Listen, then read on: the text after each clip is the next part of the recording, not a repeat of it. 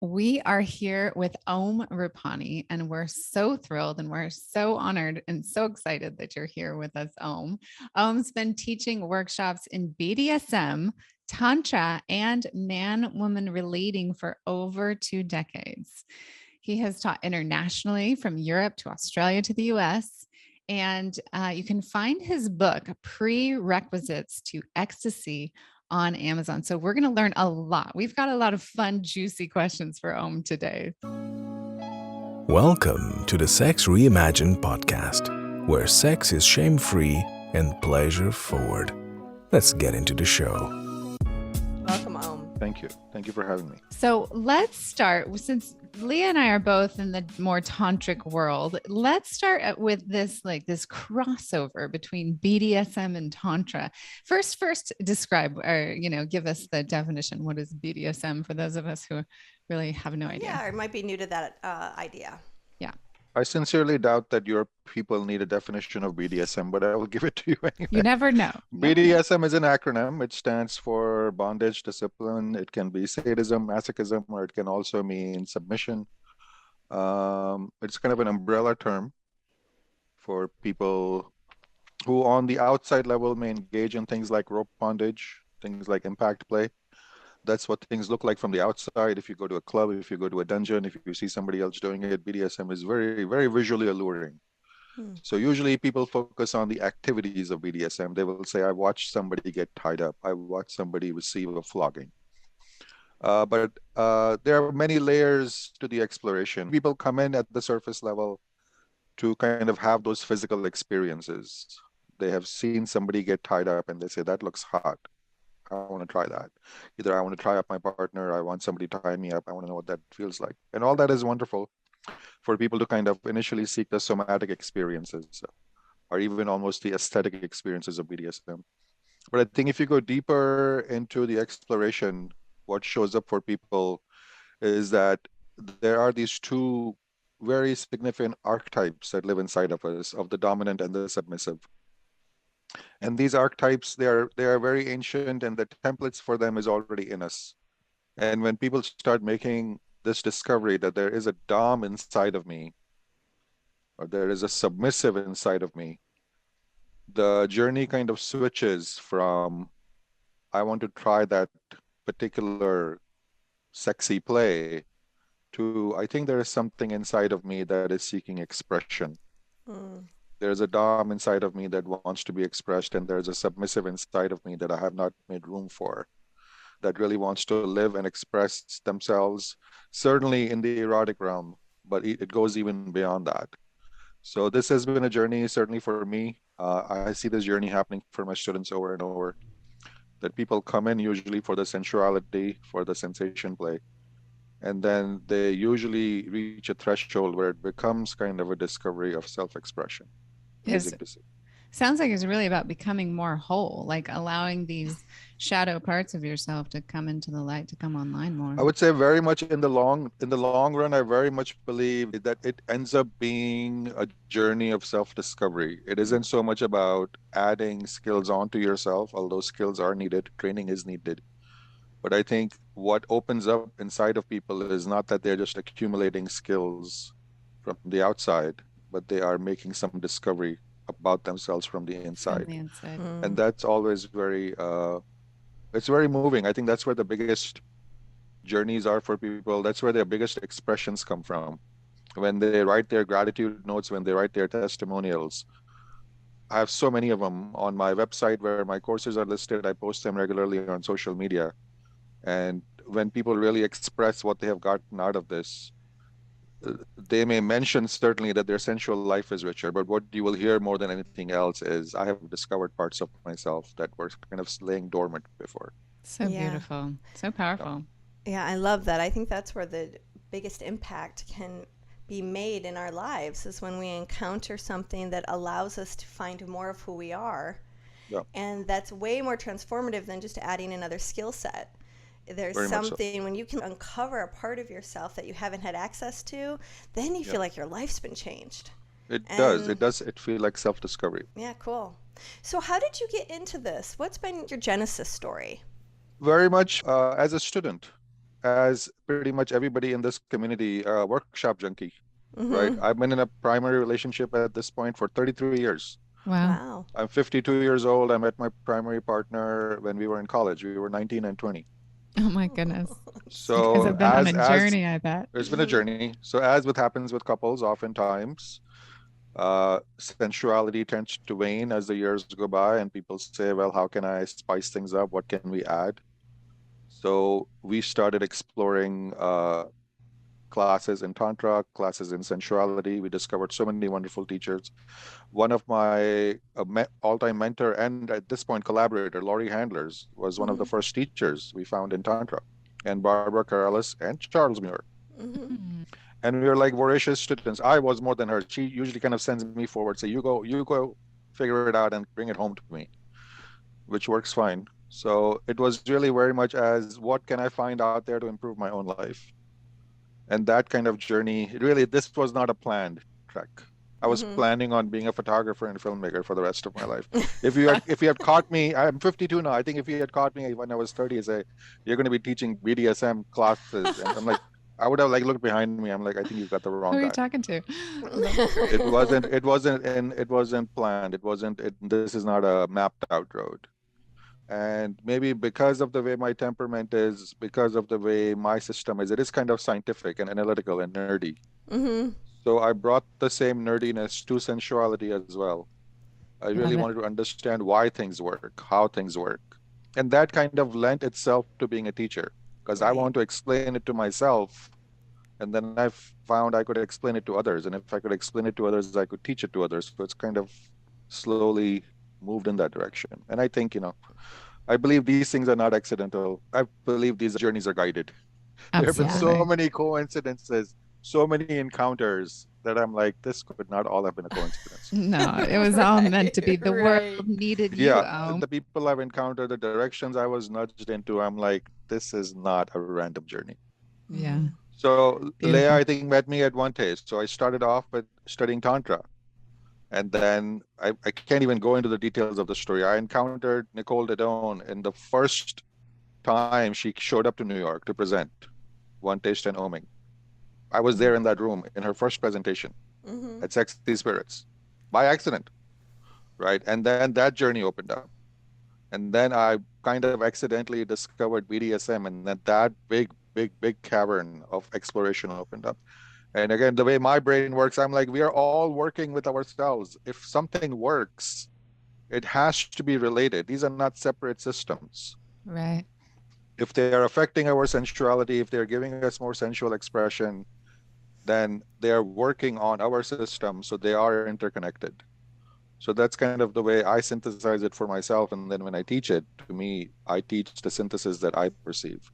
Whether it's in stroking, whether it's in BDSM, whether it's in Tantra, breathwork, whatever it is. Yeah, could you paint us a picture of how you intersect like Tantra and the BDSM world? Like, what does that look like?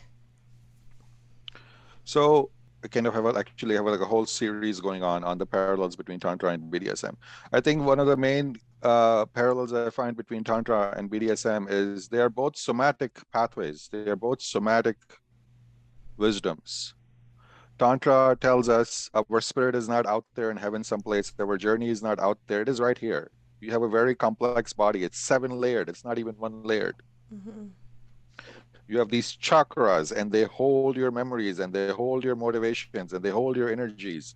And this is where your blockages are, and this is where your releases are. It is all here within you.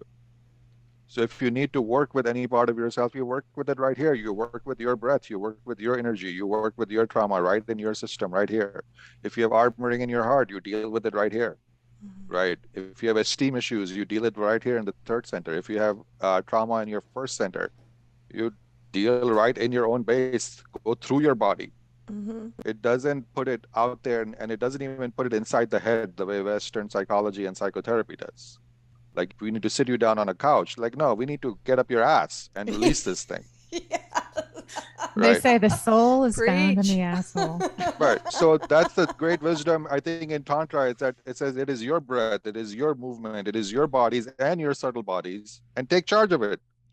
Yeah, take responsibility. If your heart chakra, if your throat chakra is blocked, do something about it. And here are some practices you could try. right? If you had oppression and suppression in your childhood and they blocked your expression and now you are like stuttering when talking and you can't express yourself, you can't make any sound during sex. Okay, get into your second chakra, get into your throat. Let's see if we can release this thing. We are the instruments. Here are the blockages. It is a somatic pathway, right? It is not some trick in your mind you're going to release, and it is not some past life thing that is sitting in the Akashic record someplace. It's all right here. And BDSM is exactly the same wisdom. It's like we deal with the body, we deal with the psyche, but in a very somatic way. And so it's a very hands-on, direct practice that puts the individual in charge of their journey. Mm-hmm. It's your system, it's your ecstasy, it is your blockages to your ecstasy. Deal with it. Right. And I think it's really brilliant that way, and it's very clear that way. It kind of really brings it down to the individual to be in charge of their evolution, of their release, of claiming the parts of themselves that may have gotten tied up along the way or blocked for whatever reason. So Well, I find that very much parallel. I love how matter of fact you are about it. You have a choice. You could do this, what you've always Yeah. done. How's that working for you? Or you can start to Yeah. explore something else and learn skills that are going to lead to opening up Very much. places inside of you that you didn't even know existed. So that part of throwing the responsibility on the individual is very much in the framework of BDSM. That is what consent is. It's your system. Do whatever the hell you want with it. You want to put hooks in your back and be dangled from the ceiling? It's your system. Mm-hmm. Yeah. It's your system. You get to Trust choose. me, there have been traditional practices in many religious traditions that have been equally batshit crazy. Right. Yeah, sure. Right. You think only BDSM people do flogging? Not so. No. You can go to your Christian monastic traditions do self-flogging. Mm-hmm. Right. Exactly. They may do it in the form of penance, As and we do it in a different framework. But I'm like, these are not coincidences. So much of what we do in one realm, we are doing in the other realm. And I think ultimately what we are doing is we are hacking our own systems. In the more traditional traditions, they had a more spiritual religious framework for it. Tantra and BDSM kind of take away a bunch of that and just put the person and their somatic reality in charge of it, which I think is liberating to some degree. So what do you say to someone who says they don't know what they want? They know something's missing, but Yeah. they're not sure where to start. Well, I tell people I don't know is a very dangerous sentence. I don't know is a very dangerous, it can be a very fruitful sentence, but if I don't know is being used as a device to shirk responsibility for your experience, you're playing with fire.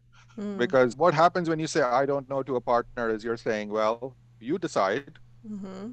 what to do, and I will decide whether I find you right or wrong. Mm-hmm.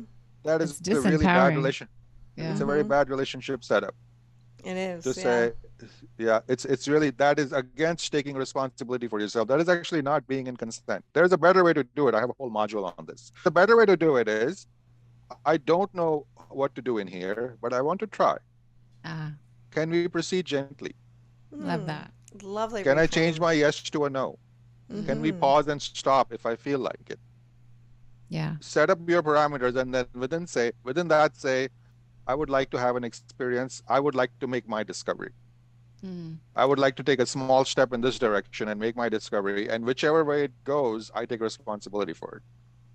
Right. And I think that's a beautiful. great way to explore a new direction. So I think it is my ride. I take responsibility for it. And if it turns out to be a bad ride, I will know not to do that again.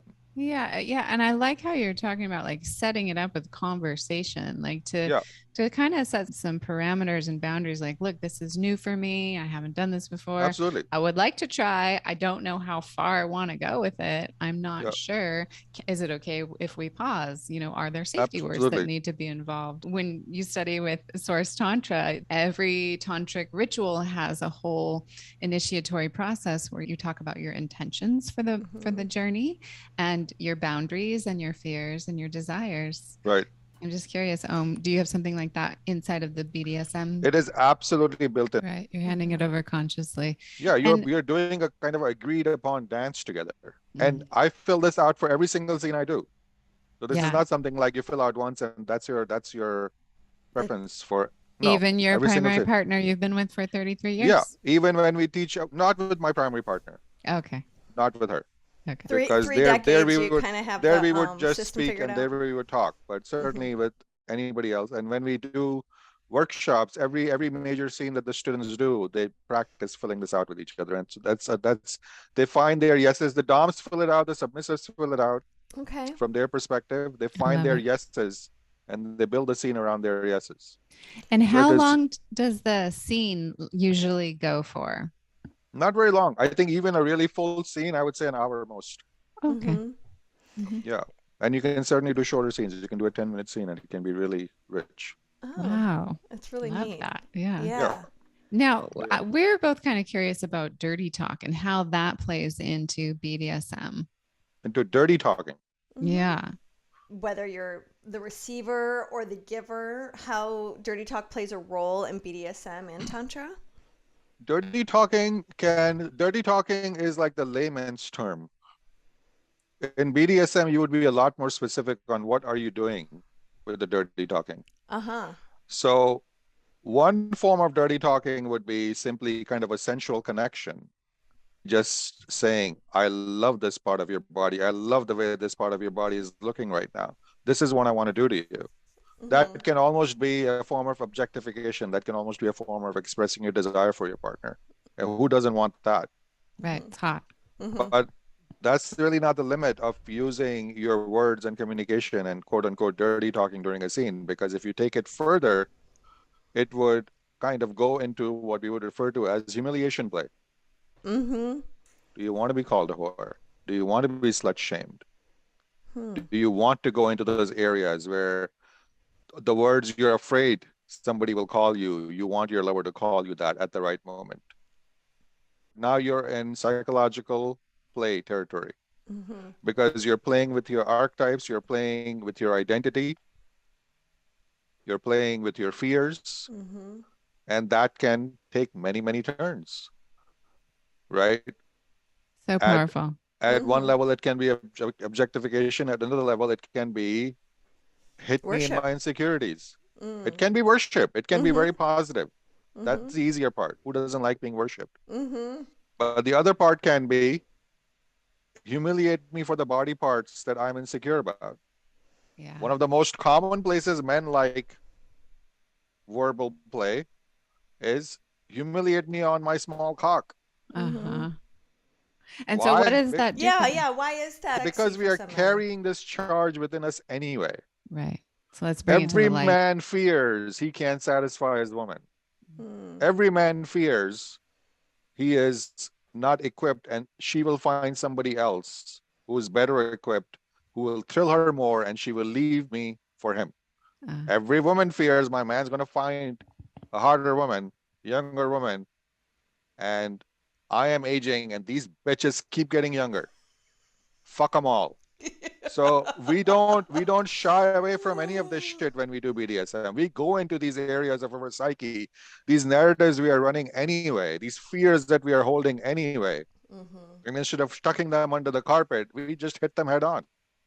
so there's a real bravery involved in It Totally. getting is. into It is. It yeah. is. This is also why the container is needed, the agreement is needed, because you can't go in this thing unprepared and just it'll be disastrous. You have to, as the submissive has to ask for it, right?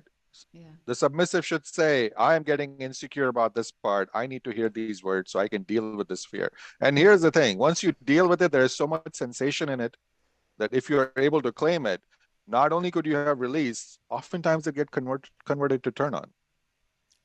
Tell us more about that. So you're going Well, into these places. this is the odd thing. Wherever again, this is also very parallel to the tantric wisdom that energy is energy, and if you release the energy, it will be an orgasmic experience. Why? Because orgasm is nothing but the movement of energy. Mhm. And these places where you're holding these clumps of energy, if you find a way to release them, it may create tremendous amount of pleasure and release in your system. I really want to highlight that. I think you're saying something that's really powerful. Oftentimes when I talk about like, how would I define an orgasm? It's energy and movement. And when energy is moving, it's pleasurable. It's like laughing or crying or good poop. It's like it feels good to move Absolutely. that. And when Yeah. energy is stuck, it's painful. It's like my bad back or my bad Right. knee. But we have these bad thoughts that we often keep so covered. Like, nobody see Right. me. Nobody see me in this pain. Nobody see me in Yeah. these stuck thoughts. And in fact, I don't even want to look in the mirror with those thoughts. And so I Yeah. think what's really powerful about this like messaging and how these two places can come together is, what if you have someone, and in Tantra we talk about, it's a little more of that worshipful, has a little more of a gentle packaging around it, that's Yeah. like, can you give the pain a sound? But what I Yeah. see that's different, that's more radical, that's more like really kind of in your face. But I can also see how seeing yourself in the pain and in the Yeah. contraction of what you're afraid will be exposed is equal to the amount of Right. pleasure and relief you can feel when you are that brave, when you have someone that's Very kind of much. holding and saying, no, you don't get to be in denial. Yeah. We're doing this together. Yeah. Very much We're so. mapping this Exactly. out. You're not alone. Exactly. So you kind of laid out the mat. I mean, I can just clarify 2 points that I think really show up, which is this stuff is here already. Mm-hmm. These narratives are here already. Yeah. And if they're here already, they're blocking movement and pleasure. Which is Right? important, because if they're here already, you're not imposing yourself on someone. Because I No, think no, no, that no. there's a fear that if I go into BDSM, someone's going to impose something on me that might be dangerous, Right. that I'm afraid of. So that was the second point, which is Okay. to do this kind of play well, the Dom is completely uninvested in the submissive's narrative. Okay. Right? So if a man says, humiliate me for my small cock, if the female dominatrix is doing her job well, she's actually doesn't care what size his cock is. Mm-hmm. Right. She's She not only invested. cares that this is the narrative you are holding. Yeah, that's Right. right. It's your narrative.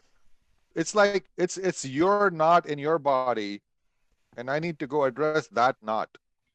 I'm not invested in your knot.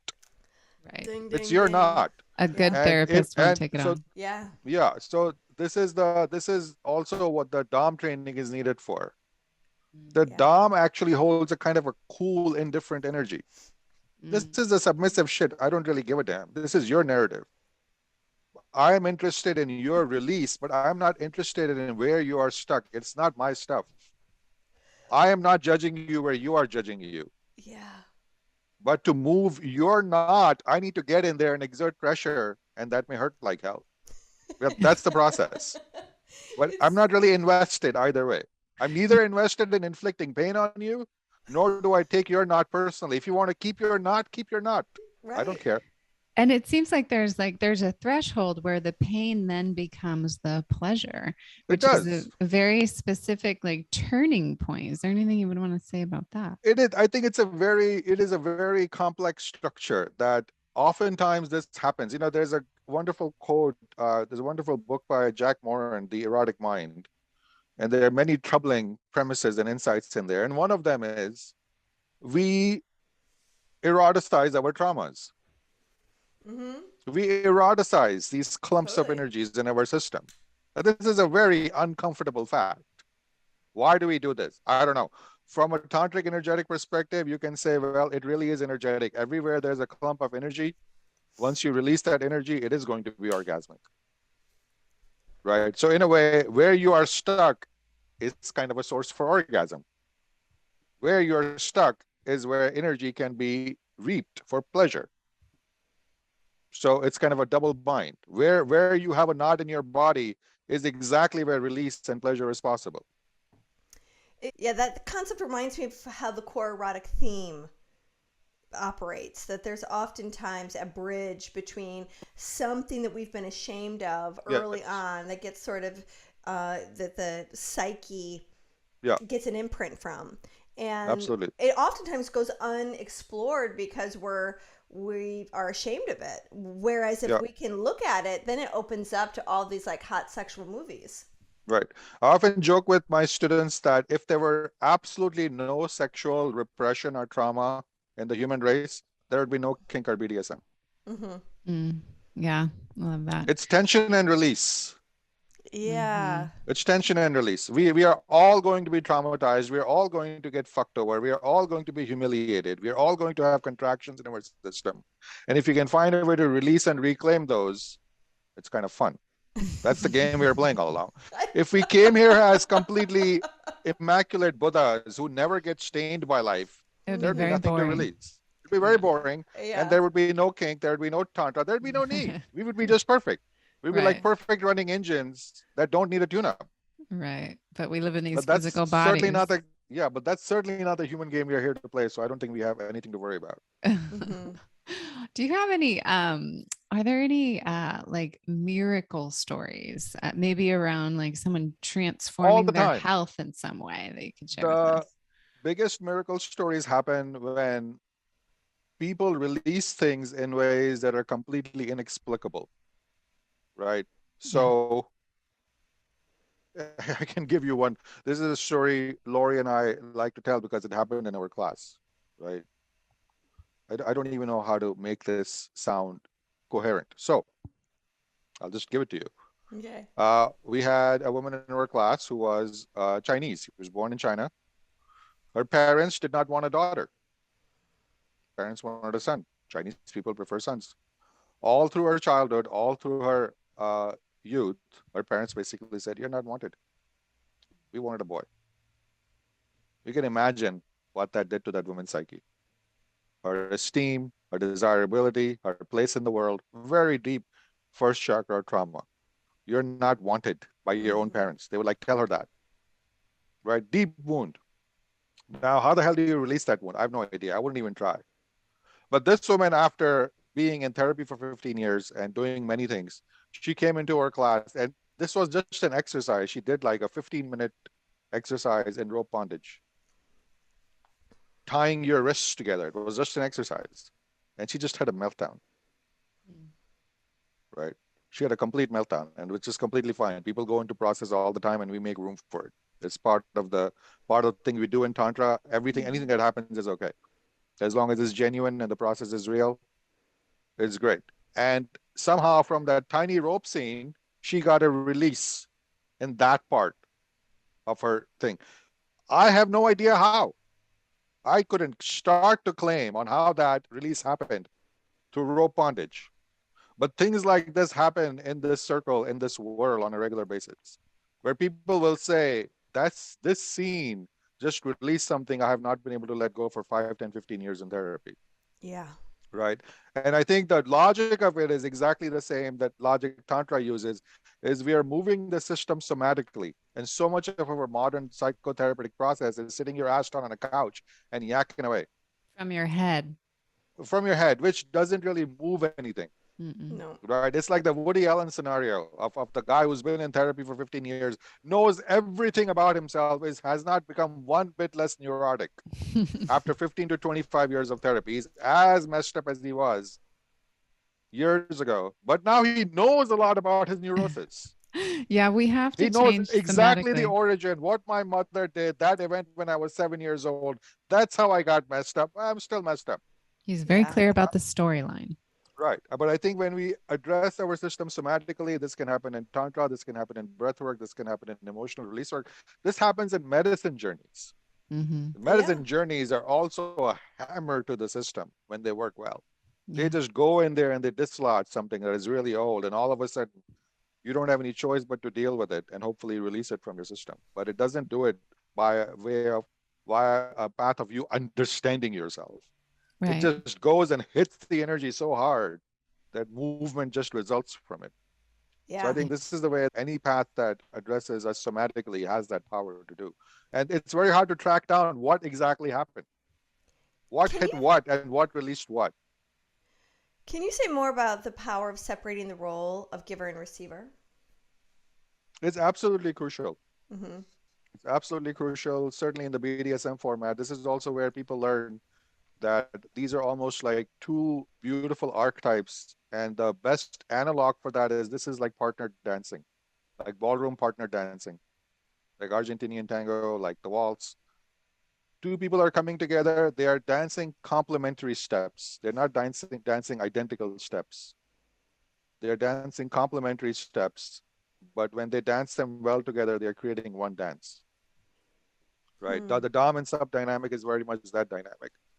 I think in the tantric model also there's white tantra, but if you're working with a partner, generally there is this polarity of giving and receiving, that one person is creating a space and handling somebody else's system masterfully, and the other person is kind of allowing themselves to be at effect and surrendering their system and allowing their system to be moved So in a way they can't move it themselves. how does that relate back into the pouring back into the Dom?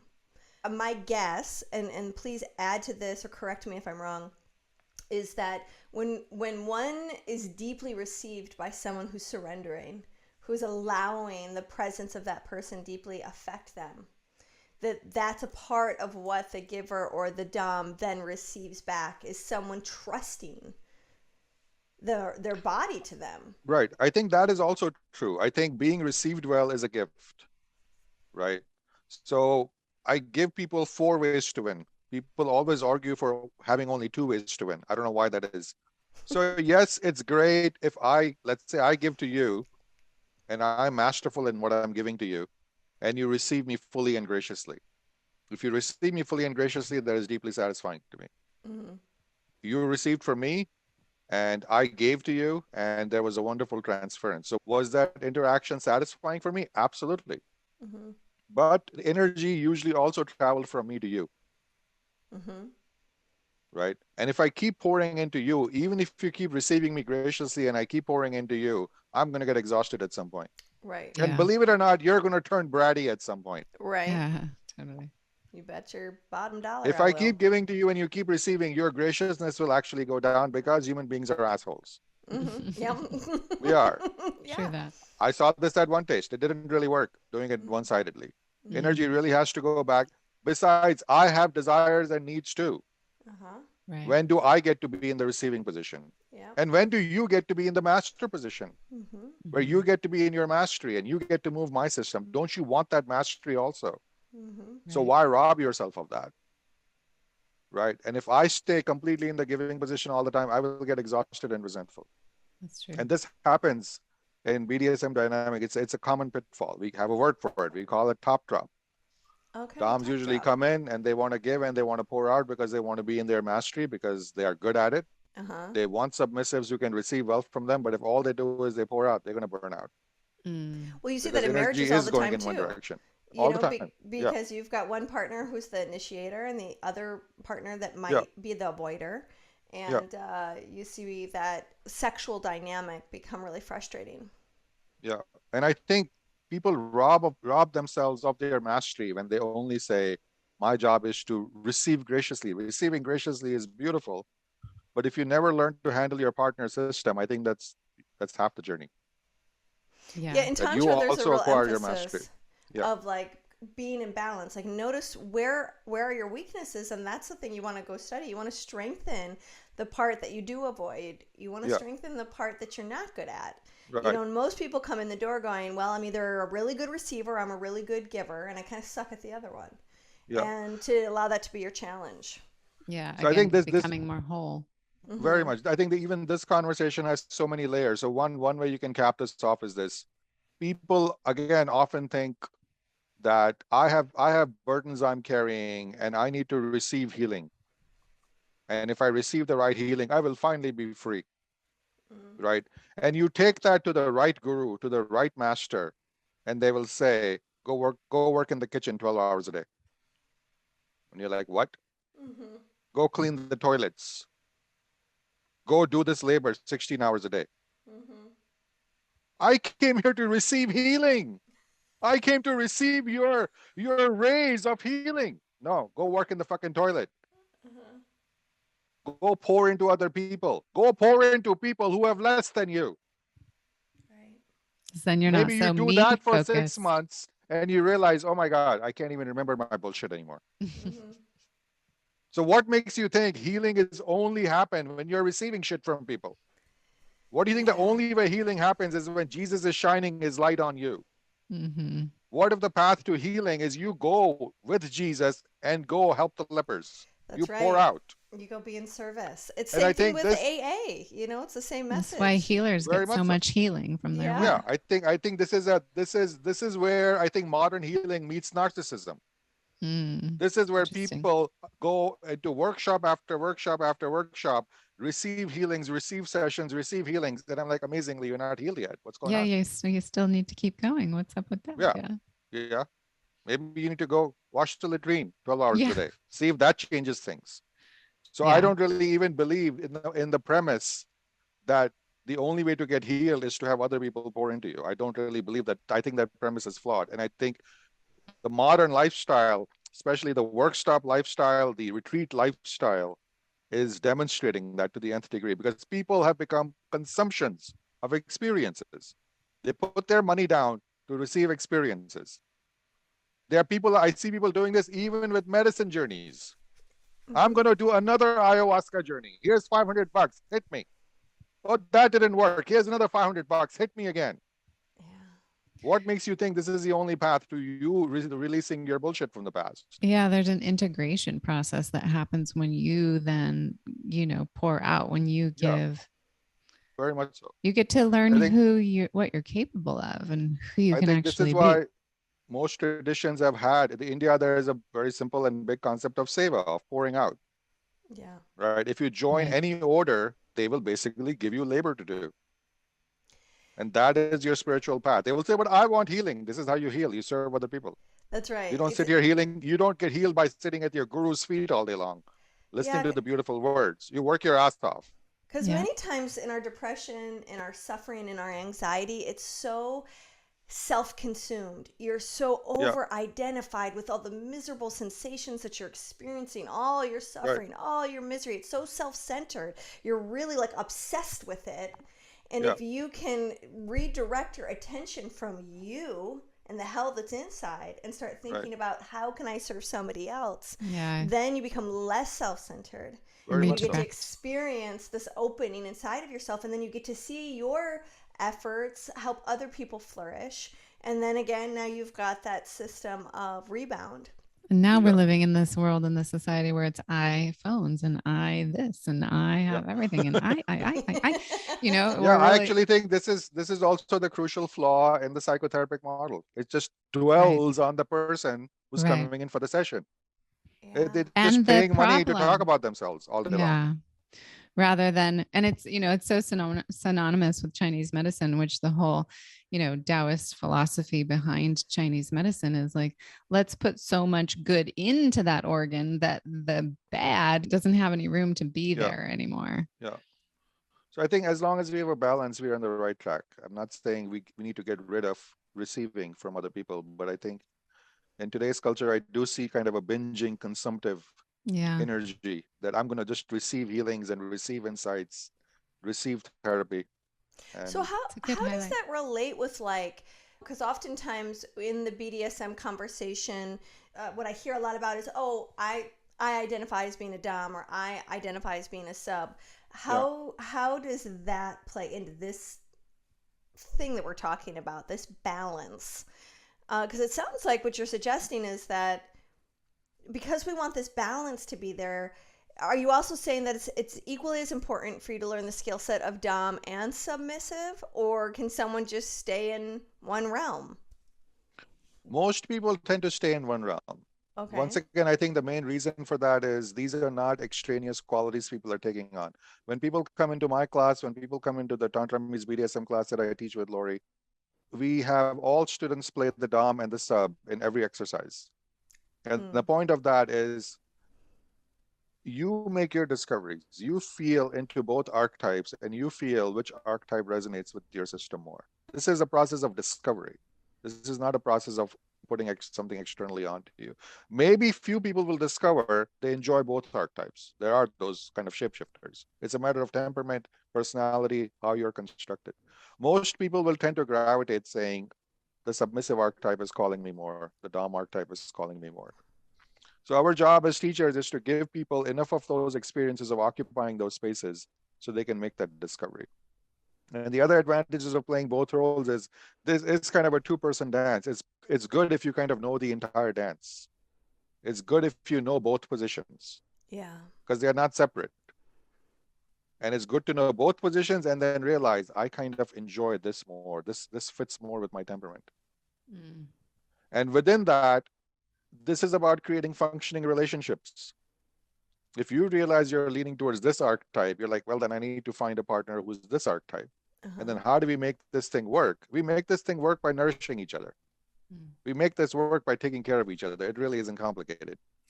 Yeah, so that's a great lead in, is like how does the practice of BDSM then play into like long-term relationships? The ways My, that people relate to each other. my best solution when long-term couples come to me for coaching is to teach them BDSM. Love that. My goal for them is go from husband and wife to dom and sub Yes. directly. Yes. Yes. Because by the time they come into coaching or therapy, their husband and wife archetypes have fallen flat. They're not working anymore. Their Right. polarization has disappeared. Husband and wives hate each other and resent each other at this point, right? They have both miraculously come to a place where they both feel I am giving more than I'm receiving in this relationship, which is mathematically impossible. But it happens all the time. Ask people who are at their last thread in a relationship, and they will both say, I'm pouring more into this relationship than I'm getting out of it. I'm like, that's actually theoretically not possible. Oh yeah, Right. we see But that all the the time. Yeah, all the but time with but my the clients. but the archetype is so messed up that they almost need a new template. And my best offer I can make people is learn to occupy the dom archetype, learn to occupy the submissive archetype, learn to create small scenes within these two archetypes and see if that will revive something in you. Mm-hmm. Oftentimes it does. It's the best solution I have. It's not a foolproof solution, Yeah. but it is the best solution I have found of reviving stale and resentful old relationships that are not working anymore. It certainly can like put a surge in the erotic department right away, which is not nothing, which is No, that's huge. huge. Huge. It's huge. Massive. It is Yeah. huge. Huge. That I can can change tell the you, entire relationship. Yeah, that gives Yeah. hope. I can't tell you how many therapists and couples therapists, regularly trained couples therapists, do my work. Yeah. And I'm not exaggerating. All of them will confide, we know nothing about Eros. Mm. We have no fucking idea Right. how to create better sex between couples. The number one reason they come to us is because they're not having sex, and we haven't a clue how to recharge their erotic life. We have not been trained, right? So I think academia and traditional therapy has really dropped the ball in this area. Mm-hmm. Yeah. The best thing Absolutely. I've seen traditional therapy do is they're good at kind of umpiring better communication between a couple. They are good at that. Mm-hmm. They will get them to start talking to each other without biting each other's head off, which is not nothing. Which is But as useful. far as reaching beyond that point and really sparking their eros again, they have no clue. Yeah. So that's why when they come into my class and they hear the conversation we're having right now, they're like, well, this works. Right? So But they're what not trained in this. They're not trained in this. They have no idea how to bring this to their clients. so what's your first actionable step when working with a couple that are in that exact position? Come and learn the basics of Dom sub dynamic and learn to occupy those archetypes and have short scenes with each other when you are stepping into your Dom archetype, when you're submissive archetype. Leave behind the husband and wife, the boyfriend and the girlfriend, the man and the woman who have been together for 15 years and now can barely look at each other. Try on these new archetypes, this new dance, and see if you can meet each other in a fresh place that's pleasurable to you both. And of course, all See of if this you is, can nourish each other in a way that is new and functional at this point. yes, exactly. And all of this is equally applicable to bisexual relationships and Absolutely. all Yeah, this is the genders. great part. It doesn't really Yeah. apply to all relationships. BDSM, if anything, is a gift to us from the gay and queer community. Uh-huh. BDSM is a gift to us originally community. from gay men and leather men. That's right. They have been kind of the secret mystery school that has cultivated this area because they badly Very needed cool. polarity. Right. They needed polarity. Right. Right. They Today needed that we are yin and yang. all over the politics, But at least even 20 years ago, they're like, nope, I'm the husband, he's the wife. They Yeah. understood there needs to be a difference, there needs to be a polarity. I'm the daddy, he's the little boy. They understood all that dynamic. They Mhm. Right. understood there's a lot of heat and sex in it, Mhm. right? That's We are kind of so cool. almost inheriting their wisdom so that straight couples can now do daddy little girl play. Yeah. Uh-huh. Uh-huh. We are receiving their gifts, Yeah. Yeah. right? So, So, yeah, I'm so curious, it's such I mean, this journey found you, this path came to you and has been birthed through you, and it's a very unique one. It's a very Yeah. powerful one. And I'm just curious, like, what's been one of the more challenging pieces for you of just, having this expressed through you in your life? I think at the personal level, it has been dealing with the misconception around what dominance and submission is, around what a Dom does, around being a dominant man, because these are not popular archetypes right now, Mm-hmm. Right. right? So anybody who hears this, first of all, people don't understand what consensual domination and submission is, right? This is the big schism. When people hear dominance and submission, they assume these people are damaged. Some Mm-hmm. people is abusing somebody who is just too weak to defend themselves. They assume non-consensual domination and submission. And that's Mm-hmm. a really ugly field to walk into. Mm. It's an ugly field to have to defend yourself in over and over again. That they assume only damaged people are doing this, only abusive people are doing this to people who are suckers for abuse. Right. Because they don't really understand two healthy, sane, consensual people are doing this dance together of their own volition for their own benefit. And they're only coming together because they're deciding to, and they can walk away at any point. The outer culture really doesn't understand this clarity. They don't have a clear concept of consensual domination and submission. And that's the biggest kind of ugliness you have to walk into if you go public with this, Uh-huh. because there's a lot of that energy out there, Yeah. right? And again, all the places where there is wounding in our culture of non-consensual domination and submission, it flares up. So, blunt example, if you see a woman beating the shit out of a man, nobody gives a shit. You go, girl. It's about time. You slap that man. But what are they doing? They're approaching it from a political angle. Mm. They think men have suppressed women. It's time for women to beat the crap out of men. I'm like, they're both ugly ideas. That's not what people are doing.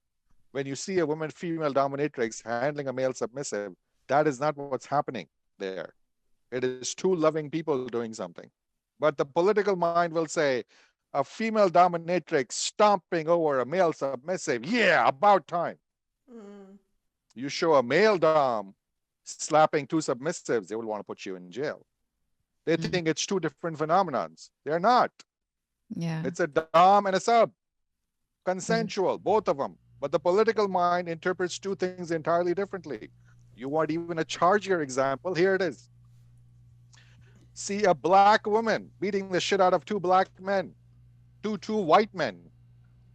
A black hot dominatrix, all strapped up, has got two muscled white boys on a fucking collar, dragging them across the room. Everybody will go, yeah, yeah. All right. How about a white dom dragging two black women in collars Mm. across the room? No, totally different Flare vibe. up, Yeah. Right. flare up.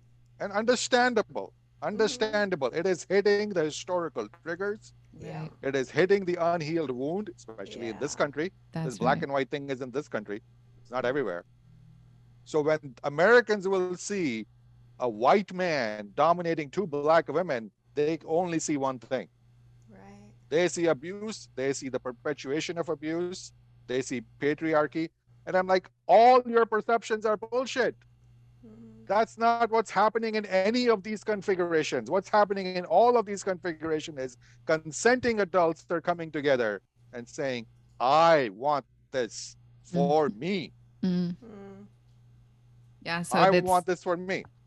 And so. people, we have a hard time, whether it's me as a public speaker and teacher, or whether it's the practitioners who want to share even with their girlfriends. I like doing this. You run into this real burden of history, of culture, of the trauma that is in society. around non-consensual domination and submission. People I don't understand consensual domination and submission. I think that's a really interesting tie-in to the beginning of our conversation with the question around what if you don't know? What if your answer is I don't know what I want? I don't know what I need. That's the danger of the I don't know. When we have an uninvestigated Yeah, archetypical viewpoint, it's not investigated. We don't know the pleasure that's possible in these other parts of our mind that holds fear. right, And so that's like the outer expression of the uninvestigated self and of sexuality, of pleasure, of what's covered up in secret, the right. uninvestigated parts of our shame. And yeah, I think that's an interesting circle back as we kind of It is a round circle out back. And there's a this lot this of interview. energy stuck in there. And if you go in there and play it and release it, there's a lot of eros stuck in there. Yeah. Well, this is Because a here's the really dark part about all this. It's not that all that trauma is not real. It's that if you actually learn how to play with that trauma, you can really get off on all of it. yes, you can, and that's the happy, healed, whole self. That is the happy old reason part, but that Yes. part is extremely uncomfortable to people. Yeah, but that's the That you reason can take why. all these traumas and flip them on their ear and have an That's orgasm on them. right. Yes, and so I just want to like future tenses for the audience is this is why you investigate that part of you that doesn't know. But you need courage Yeah, you need And courage support. I and think you need support. guidance. and Yeah, support, and some hand and Yeah. holding. you Yeah. can't have Guidance you is can't good. you can't have contempt before investigation, and there's a lot of contempt before investigation in the BDSM realm. Yeah. Yeah. So, please tell us a little bit about your gift that you so graciously are bestowing on our audience Well, members. actually, it segues into the conversation here because Perfect. people have such a hard time finding an entry point into BDSM because they are so burdened with all this thing that I'm like, there are many, many people who are never going to come into a paid offering. Yeah. So I'm like, okay, I need to offer stuff for free for people so they can at least come and without any investment actually have these conversations and at least take small steps into examining this. And to that degree, I have a free kind of a course conversation on the topic of the taboo of feminine submission. I think it's the biggest taboo there is in our culture right now. And it's a free course on my teaching platform at omrupani.com and doesn't cost you anything. And if you're at least interested in thinking about this and hearing some viewpoints and reading about it, you can do Begin that process. self-study course and conversation. The other one is kind of bold and crazy on my part. I'm like, I want people to see what real BDSM scenes are like Cool. because people have very bad ideas. So I've created a whole library of real scenes That's amazing. That's an that people can watch amazing for free. gift. And You can Yeah. it's watch for also free. on my platform. You can watch for free. Wow. I have demos in there because I made a kind of a demo and scene library because every class I teach, I have to demo body safety. I have to teach them basic rope technique. I have to teach them basic impact play technique. So I'm like, instead of repeating these modules over and over again, I'm going to videotape them, put them in. So when I teach my classes, I can send my students like, go please watch these demos. Yeah. Mm-hmm. So there's And never been a along with better that, opportunity to dip your toes in, my Yeah. yeah, friends.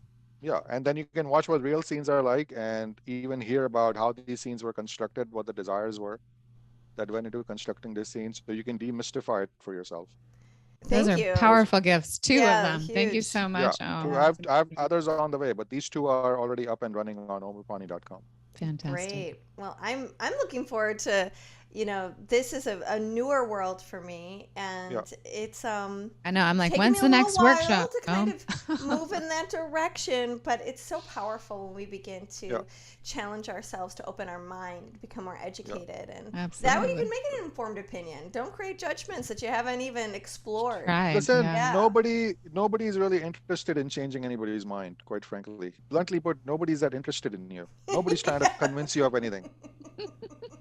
You're Right, not this is that entirely special. up to You're you. not No, that special, nobody sweetie. drags anybody into this realm. People come because their own desires are calling them. Nobody That's forced right. women to buy 150 million copies of 50 Shades of Grey.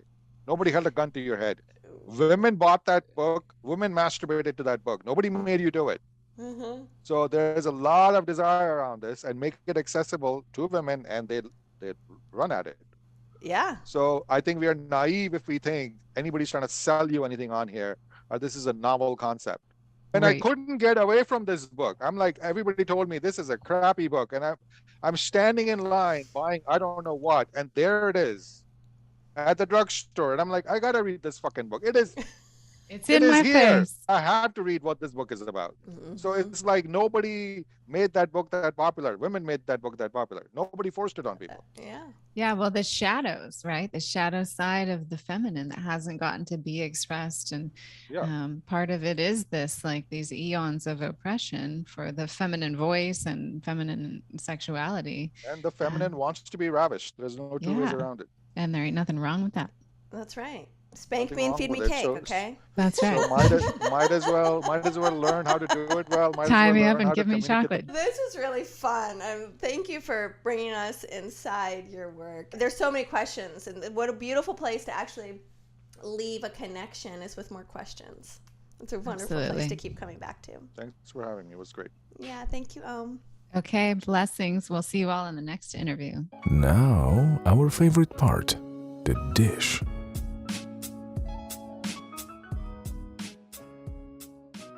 Welcome back. It's Sex Reimagined with Dr. Willow and Leah. And wow, we are processing our conversation with Om Rupani. Yeah, there was a lot to process from that one. I think especially Yeah. for Leah and I, who tend to be more on the like energetic tantric side of sexuality Like, expansion. worshipful, sacred. Like, this is a The definitely spiritual side. yeah, I don't want to say it's departure from that, but No, it is a it's almost like a whole nother. deepening. Yeah. Yes, that was what my experience was. I don't think I could have been ready for what I'm ready for now. I needed a softer approach first. Tantra was that gentle, sacred, worshipful, reverent. I needed that reverence as my starting point, but at this junction in my life, like the next big turn is going in that direction, I think. I am feeling the same. Yeah, for Yeah. sure.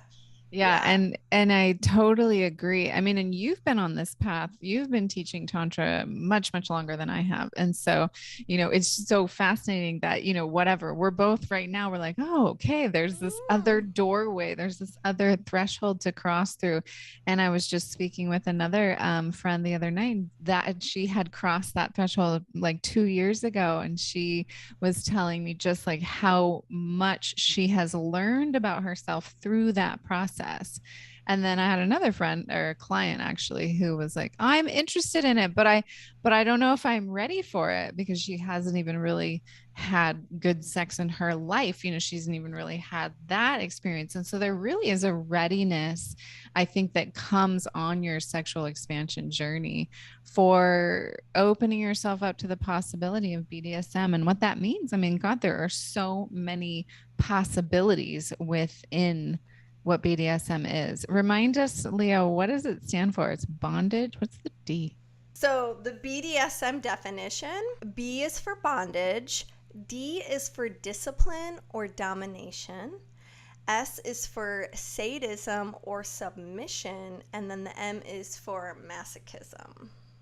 Yeah, so breaking all of that down is like there's just in the term itself, BDSM, there's like worlds within worlds right there. Yeah, world within worlds, totally. One of the things that helped me just with the erotic blueprints is the way that they defined kink. I mean, aside from, whatever's taboo for you, there's two branches to the kink world. One is you lean towards more sensation play, or the other one is you lean towards more psychological play.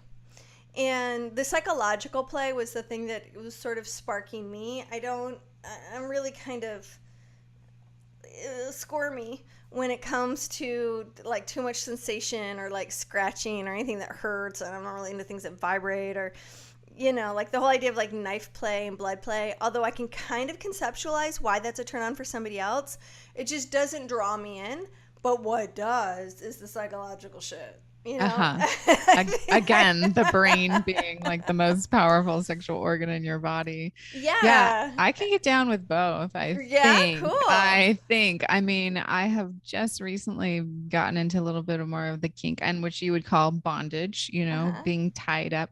What is it? What do they call it? The Japanese tying. Yeah, It's not like I tied up to the forget. bedpost But per it's like se. knots. It's like It's it's really it's beautiful. They take ropes, gorgeous. they tie it in a special way, and to bind Yeah. the body in these different positions. It's so pretty. You should It's really really look at pretty. images. Yeah, Yeah, and it but it feels looks really scratchy. well, it depends. Yeah, you I'm don't always use like, a that looks like scratchy some rope. scratchy ass rope. Can we Yeah, get you some want a silk rope, please? silk rope. That was the ticket for me. We used some nice soft silk Did you? rope. Oh yeah, Okay. and it felt so sexy. It just felt so hot to be like. And then once it was on, it was like then it was being handled by the rope. So it was there was this submission piece that happened for me where the other person was more in that dominating role. So that's a big part of BDSM that Om was sharing with us is trying on those two roles. When in his workshops, that's the first thing you do. You try on, am I a dominatrix or am I a submissive? Like what feels like more resonant in my body and do I get more pleasure out of? And so that I thought that was really cool. And that was a surprise to me. I didn't know that it was he's like some people can go back and forth, but most people are one or the other. I don't know. I can't wait to really dive in more because I feel like I might be able to rock both. Yeah, I feel like I can probably rock both, but where I will get most pleasure is probably being a submissive. Because I think I can be such a control freak in other aspects of my world and life. I have a very high developed masculine, which I love. It helps me be self employed and, I can be self directive and meet deadlines and all of that stuff. But where my greatest edge is dropping in more to like giving myself over to something else. Like Yeah. that's a big growth piece that I Yeah. can get a lot of pleasure when there's enough trust. Fuck. Yeah. And Take me also in. when they know what they're doing and they know how to dominate you in a way that you really can submit and Yeah. can just relax into that. I've got some clients who are into this realm of sexuality and same thing for her. She is such a like driven, does everything's got the whole family. She's always in control, always doing. So Yeah. for her to drop into that submissive state just is that's where the pleasure's at for her. It's Yeah. really interesting. Even in my work as a Dakini years ago, one of my favorite sessions was called Worshiping the Goddess Sessions, where I could actually teach people using my own body as a template of how to really pleasure and open the feminine. And I think one of the things that turned me so on about those sessions, and a lot of people, women in my industry, don't choose to offer that kind of work. I think because it scares them to be somewhat out of control. For me, it was like, are you kidding me? Someone is hanging on your every word. They want to get this thing right. They're so present. They're paying so close attention to the response of your body. Like that to me is such a turn on. So to have someone devote themselves to really listening to every cue in my body, to being responsive to like the tremor and the opening and the closing and my body language and my breath and my sound and my that place that opens into emotion, to trust someone so thoroughly. Like I'll never forget one of these like most epic dates with my husband Matt. We were just getting to know each other. And we were playing with these tantric roles of like separating the role of giver and receiver. And I was a receiver that night. And I just like, I had let go so big in that session that normally things that someone would try to do to me that I would brace myself for and like kind of flinch back or be uncertain or tighten up, I didn't. I completely opened and softened. And then I had the biggest orgasmic release. And then afterward, I had the biggest emotional release. And I just sobbed and sobbed and sobbed. Beautiful. And he sobbed too. Like it was this magic moment. And we'll probably go into that a little deeper in the episode. If you want to look for it, it's the episode on spiritual sex. There's a place of like spiritual connection that opens there. And I share that story because I think that that's really what Om was illustrating in this idea where BDSM and Tantra intersect.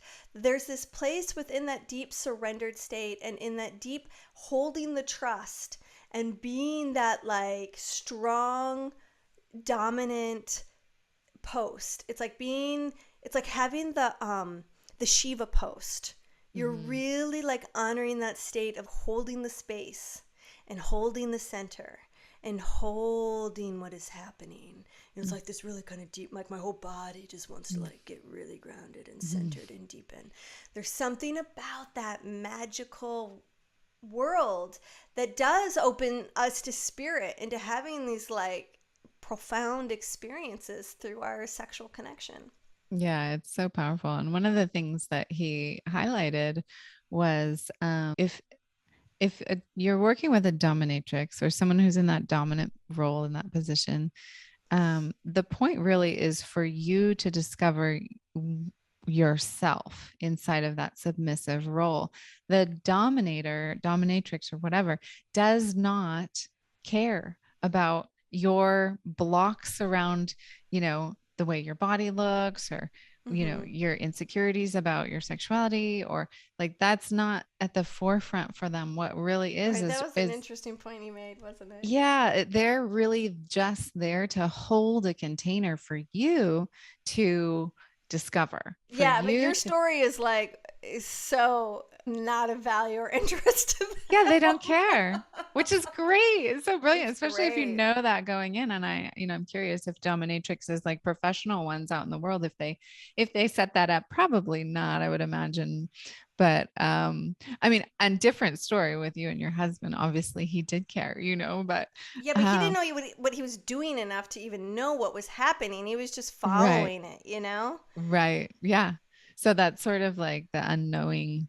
Yeah, it's being in the moment. It's the thing that you always talk about. It's like that depth of presence. It's like really being there. Mm-hmm. And I think like when he was talking about like, look, the dominatrix, like they don't give a fuck about like your story. And actually, I really resonated with that as a dakini. That's just your fucking story, man. Your story doesn't actually matter. All that does is keep you trapped. And I'm not actually interested in what's keeping you trapped. I'm interested in what's going to move you forward. Yeah, so what's going to open you up. Come on, get in there, do the work, confront the bullshit, and let's keep going. You don't have to impress me. Yeah. My heart's already invested in who you really are. It's right. It's not in all the other stuff. Yeah, that's right. As professional dakinis or dominatrixes, whatever, we're looking into where's the lock and key? Where can we open this door?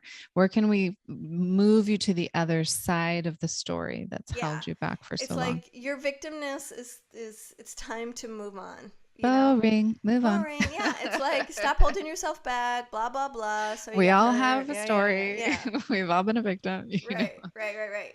It's time to like take real responsibility, which leads me to probably one of the most impactful parts of the interview for me, and that was when we talked about what if your answer is I don't know, and that hit a huge chord with me. I really loved his answer. It's like it is the most irresponsible answer you can give someone.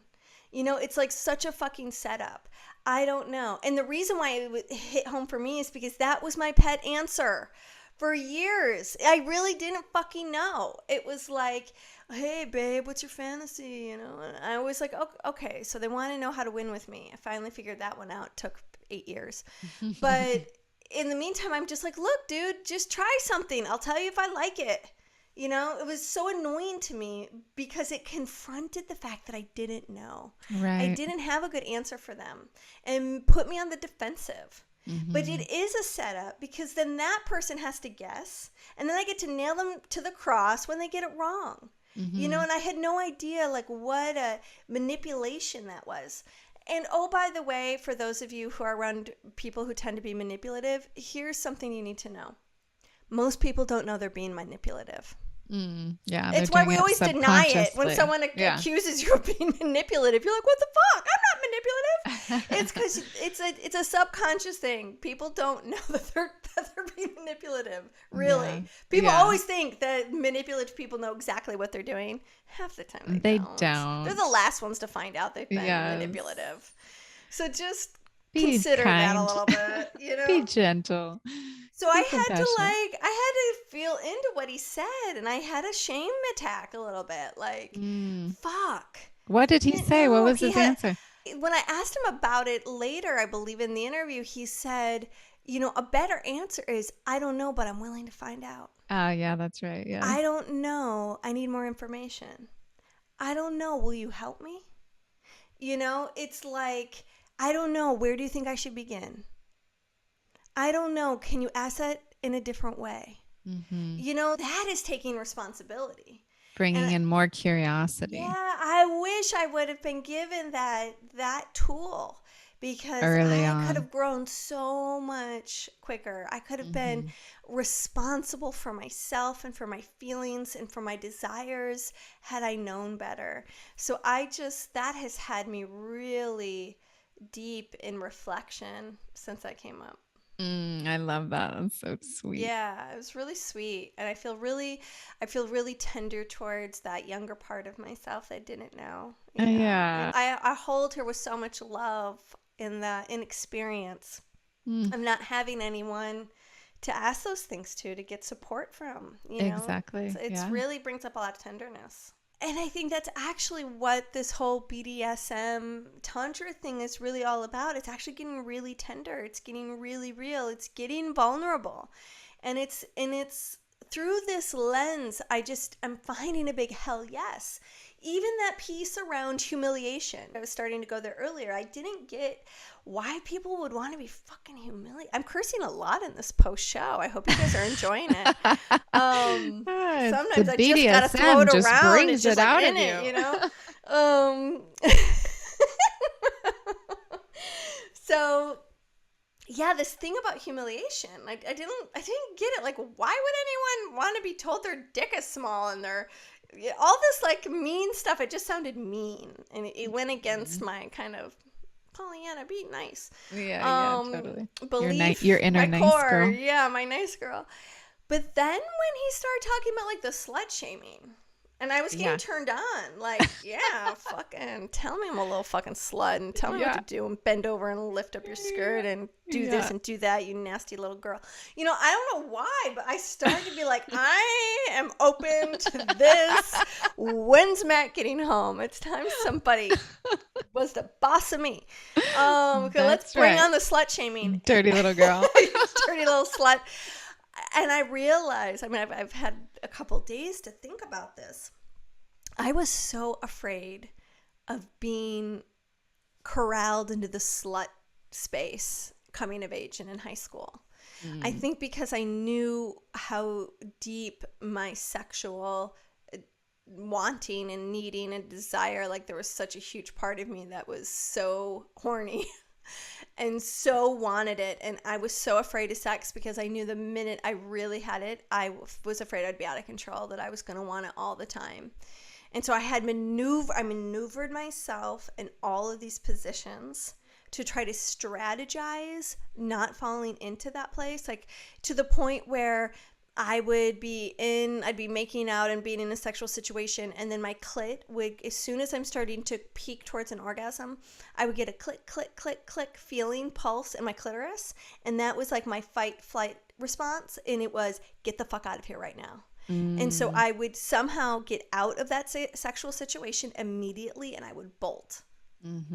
Or I'd play the game, just the tip, you know? Sorry, I cannot have my virginity taken until I don't have to worry my mother that I'm going to have a teenage pregnancy. Like, that was the big goal. My mom had 4 daughters.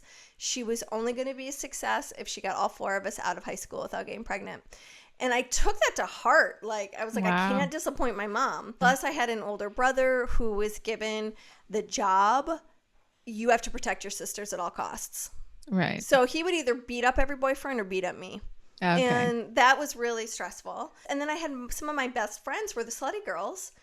And everyone was they were so good at blowjobs. And I just couldn't understand why the boys weren't showing up to school with roses for her and chocolates and taking her out to the movies. Like, why weren't they worshiping the ground she walked on? Yes, that is a big thing that we need to really like- start to teach the young men. If there's good inner intimacy and interaction and sexual intercourse going on between you and your teenage girlfriend, you know, you should really be revering her. Yeah, or your teenage hookup. The fucking slut in school should be the Queen. the queen of the homecoming ball. Like, That's she right. should be. Someone should be picking her up in a goddamn limo and taking her to school. Like, she should be lavished. She should be the most popular girl in school.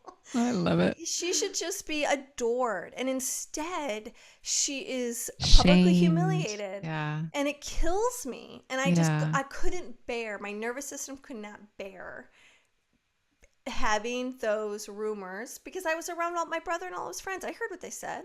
Yeah. And it's very interesting. That brings up such a good point. It's like how many of us, even subconsciously, like now that you're sharing all these details of your teen years, I'm like, boy, I didn't even have consciousness about any of that. You know, how many of us just unconsciously walked through the world like, I'm not going to be that, you know, because I don't want to be shamed or pointed a finger at. I don't want to have the scarlet letter on me, you know. Right. The scarlet letter. God, that's what influenced that stupid book has been. Yes, exactly. You know? Jesus Christ. And that's history, you know, that's what we're coming off of. And so, you know, to revere the high school slut, to like bring her in the limo, really give her the crown of sexual sovereignty. I mean, that would be a completely different, what a culture change, you know. Yeah. Like, shift. Oh my God. So when I took inventory of that. It was like I grokked how much I repressed and rejected my inner slut, my inner freedom sexual goddess, my slutty inner goddess. Like, you know, I understand why. And now I'm at a place where that is so healed that I totally want my inner slut to be played with. I want to kink that shit out. Do it, girl. I'm going to. I've been talking to Matt about it, and I'm just like, I bet you're getting really turned on. I just want like all the dirty stuff told to me. I want to just be used. Use me. Yes. I want to play out what I wanted to actually play out and didn't in let high myself. School, in your early sexual years. Much fear. I was so afraid. Wow. It was really debilitating. Like when I really grok how deep that was for me, and why Tantra sort of healed and resurrected a part of my. I got to claim that, but I had to claim it first in this like goddessy way, right? I had to like put on this archetype to make it okay, and now I'm ready to take off the archetype and put on like the nasty archetype, and from a place of power, not from a place of anything else. Like it really feels clean and healthy. Yeah, so authentic. You're really ready for it. Thanks. You brought like all this up for me. I know. And so then it had me thinking, okay, well, if that makes sense to me, then yeah, it does make sense that like for a lot of men, their greatest fear is someone being able to satisfy their partner more than they can, or their partner leaving someone for a bigger dick, or you know, this fear around this small dick thing, because I've worked with so many men and who are so obsessed and afraid of that. And I've always had so much compassion, like, but you don't realize you can be as big as you want, you know? Right. But to now make the bridge and go, oh, okay, there's actually a lot of healing in just owning it. Yeah, and to just go there. Okay, you do have a small dick. It is tiny. It is teeny. Let's talk about it. Let's get into it. It's never going to satisfy anybody. Yeah, you know? Let's go to the fucking shadows around it. Yeah, and then to have them get off on it. What freedom. Yeah, total. It's amazing. It's amazing. I don't know if you've listened to the book by Kasia Urbaniak. It's I can't remember the name, but she tells a story. She's a dominatrix, and she tells a story about the most boring session of her life. And he had a tiny dick, and it was the tiniest one she'd ever seen, right? And he wasn't saying anything up front like, I want to work this out. He just instead had this huge ego wall up around around this and he was super insecure about his tiny dick. So at some point during the session when it wasn't going well, she just all of a sudden out of nowhere, she just started poking fun at his teeny tiny little prick and how it was, this and that and all of his worst fears. And it ended up being one of the best sessions she has ever done. So it was just really cool to hear that story. Isn't that just remarkable? So I feel like he's opening doors that I have been too afraid to see what was on the other side. And now I realize what a path to like real healing, like it can transcend something that I've been too limited to see, too afraid to understand, because I couldn't find the place in my mind where it made sense. And he is such an interesting, because he's so straight to the point, and he's got this real, like, a certain masculine essence. Yes. That he really holds, where I can see how people would get triggered by it. I personally want to lean into it. I really find it refreshing to be around an unapologetic man who just says what he wants. And I hope you've taken advantage of that. You're about to take advantage of his free gift. I've been actually poking around in it myself. Nice. He's got a Mighty Networks community. Great. And you get a login to check out some of his content. And there's this one series that's called How Do I Get Her to Miss Me?